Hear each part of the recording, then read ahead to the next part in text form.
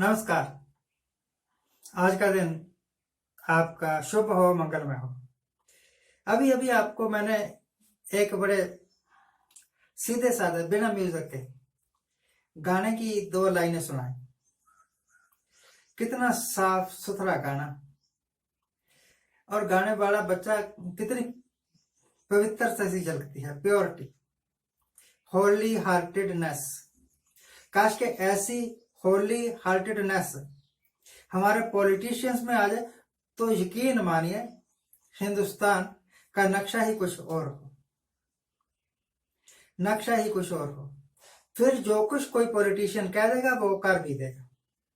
आमतौर पर मोदी सरकार पर यह आरोप है कि झूठ बहुत बोलते हैं, ये जो कुछ कहते हैं वो करते नहीं, और कुछ जो कुछ कर देते हैं उसका पता भी नहीं होता किसी को।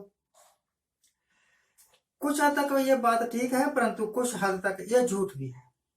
देखिए, मोदी साहब ने अभी 2 साल पहले कहा था कि मित्रों, ना मैं खाऊंगा ना खाने दूंगा। यह बात बिल्कुल सच है, यह बात बिल्कुल सच है। मोदी साहब ने महंगाई इतनी करवा दी है। मैं कहना चाहता हूं कि वो सरकार है ना, तो सरकार करवाती नहीं, सरकार कर देती है। कीमतें इतनी बढ़ गई है, गैस की कीमत बढ़ गई, पेट्रोल की कीमत बढ़ गई, डीजल की कीमत बढ़ गई। यह एसेंशियल गुड्स है। इन चीजों की कीमतें बढ़ेगी तो फिर फूड प्रोडक्ट्स की कीमत में बढ़ेगी, कपड़े की कीमत भी बढ़ेगी, बहुत सारी चीजों की कीमतों पर इसका प्रभाव पड़ता है। तो अब 2014 में जो गैस का सिलेंडर 400 रुपए में मिलता था, 415 रुपए में, वो आजकल 830 रुपए में मिल रहा है।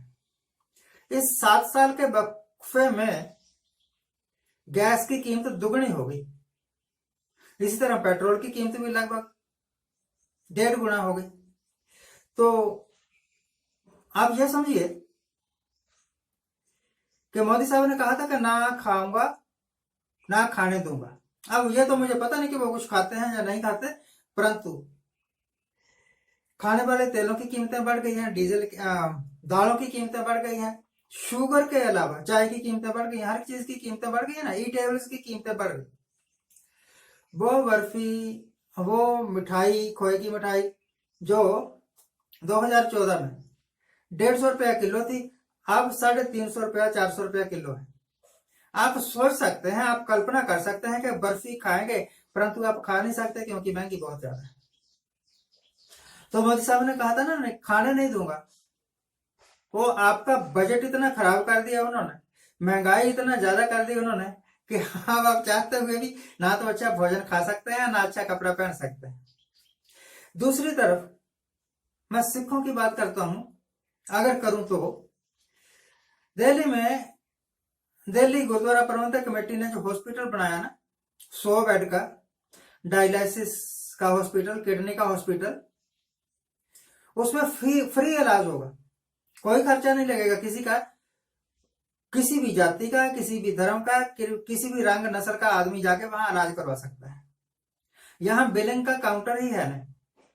आप कल्पना कीजिए कि अगर जैसा सिखों की मैनेजमेंट है वैसी मैनेजमेंट गवर्नमेंट ऑफ इंडिया की हो जाए।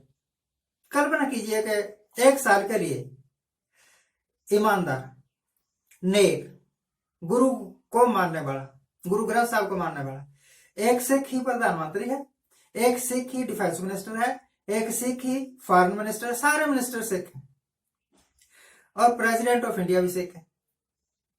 तो आप कल्पना कीजिए कि आपको कितनी चीजें फ्री मिलेंगी।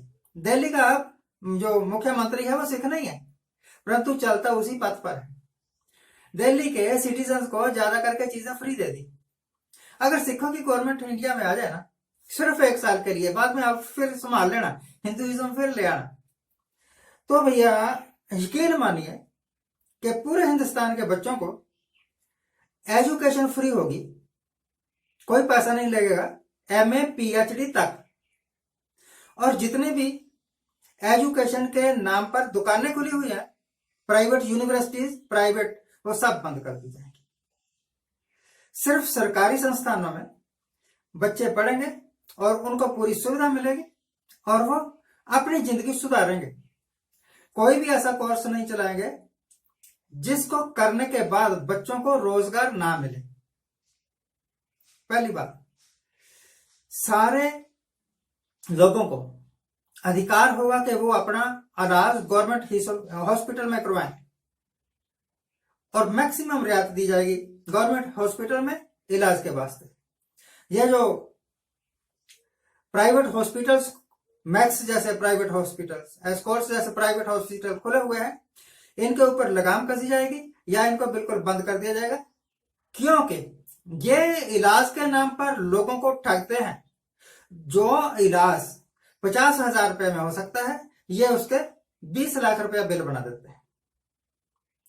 तो सरकार ऐसी होनी चाहिए जो लूटने वाले, चाहे वो डॉक्टर्स हैं, चाहे वो नर्सेस हैं, चाहे वो वकील हैं, चाहे वो ट्रेडर्स हैं, उनके ऊपर लगाम कस सके। यह ठीक है कि गवर्नमेंट का काम सर्विस प्रोवाइड करना है, गवर्नमेंट का काम रूल करना है, संस्थाएं चलाना नहीं है। परंतु जब प्राइवेट लोग संस्थाएं चलाते हुए लोगों को ठगना शुरू कर दे तो गवर्नमेंट को अधिकार है कि गवर्नमेंट सब प्राइवेट संस्थानों को नेशनलाइज कर दे। श्रीमती इंदिरा गांधी ने बैंकों को नेशनलाइज किया था, उसके बाद किसानों को, मजदूरों को, छोटे दुकानदारों को, छोटे ट्रेडर्स को बहुत राहत मिली थी और इन्होंने बैंकों को बंद करना शुरू कर दिया।